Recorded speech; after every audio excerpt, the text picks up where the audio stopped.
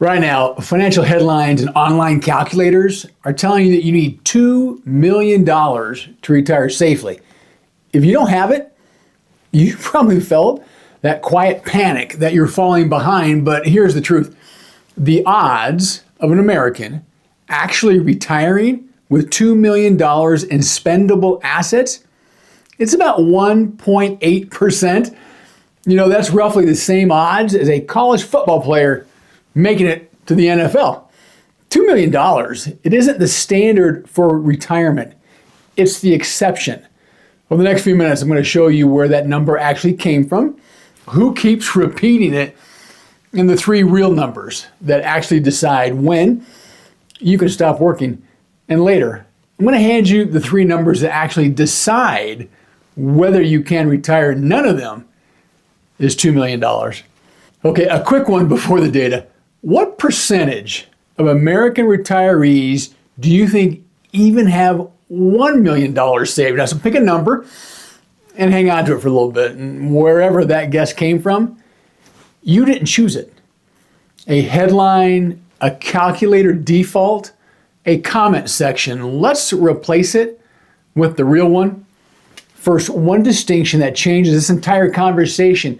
Your net worth and your retirement portfolio, they're not the same thing. Net worth includes everything: your house, your car, maybe even a business. Your retirement portfolio, that's just the money that actually produces the income that you can spend. So what does that mean? Your 401k, your IRA, your pension, your investments. So when people talk about needing $2 million to retire, you know what? They're almost always talking about the second number, the spendable one.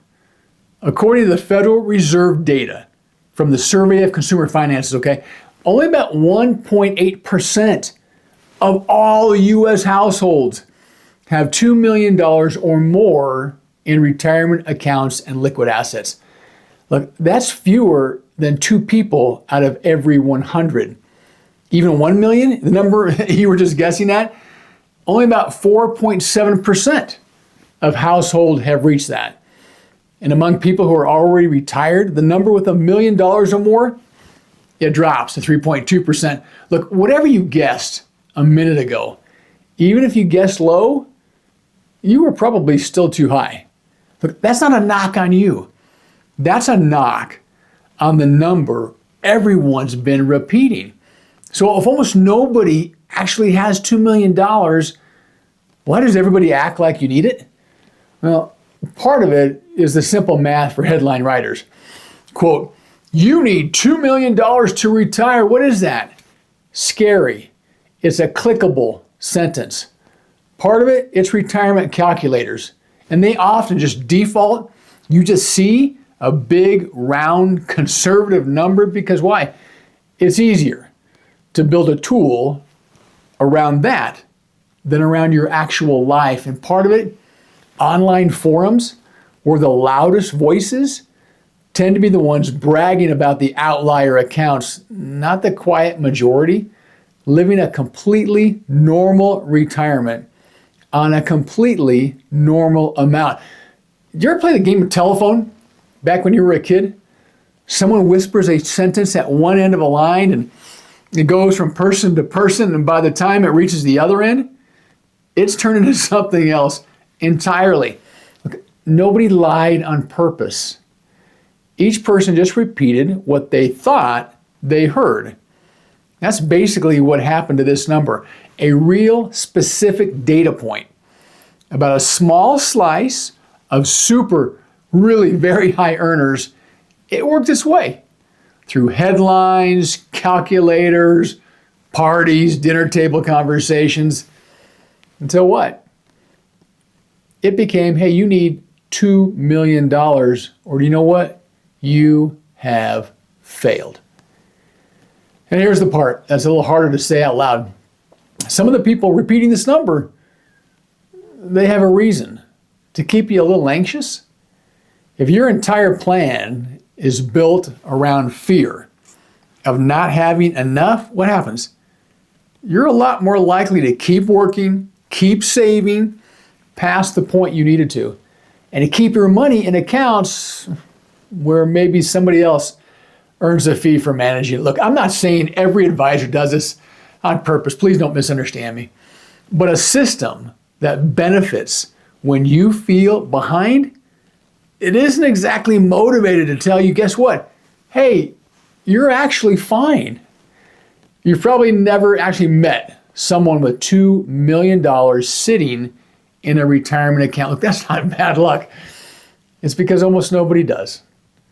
So if $2 million, if that's not the real number, what does a quote unquote normal retirement actually even look like?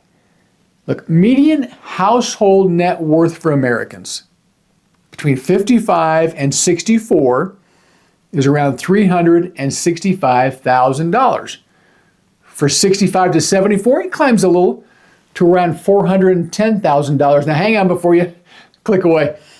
Here's the part that changes everything. Half of that is home equity. Remember, that was your net worth. Cars, homes, business maybe. Half of that number is home equity, money sitting under your roof, not in an account, not generating income, not something you can spend unless, of course, you sell the house or borrow against it. Now, strip the house out. Now, the real spendable retirement portfolio. For most households, it's a lot closer to $150,000 to $200,000. And when you look at liquid spendable assets specifically, roughly 90% of American households have less than $500,000. Look, that's not the story you've been told, but that's the actual story for almost everyone watching this video right now, including probably you. If most people retire with far less than $2 million and things are generally fine, why does it feel so risky? It comes down to how our brains treat different kinds of money. Money that arrives automatically, like a Social Security deposit, a pension check. Two examples. It feels safe. Why? It feels like a paycheck. But money that you withdraw yourself from a portfolio, it feels different. Even when it's the exact same dollar amount, you plan for it and it's completely sustainable. Pulling money out of an account that you spent decades building, saving, it can feel like a loss. Look, picture two envelopes, both with, let's call it $4,500 inside. One is labeled Social Security. The other is labeled withdrawal from your account. Same amount of money. Doesn't one feel like income you earned, and the other feels like you're taking something apart that you spent your whole life building? You spent 30, 40 years building that account. Feeling nervous about touching it?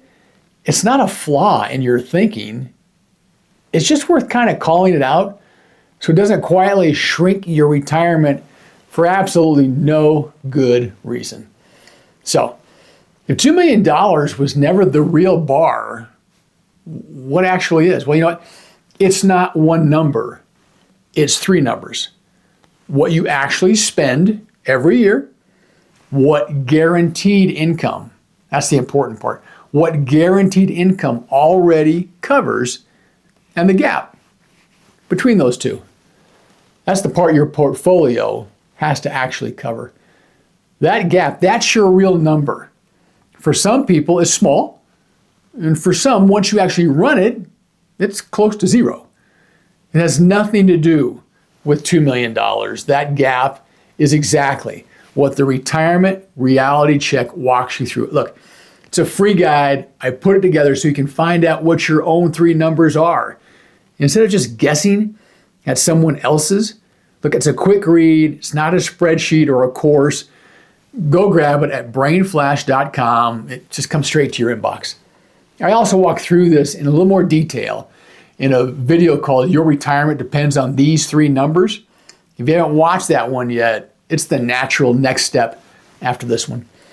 Look, once you know your three numbers, the whole conversation, it changes.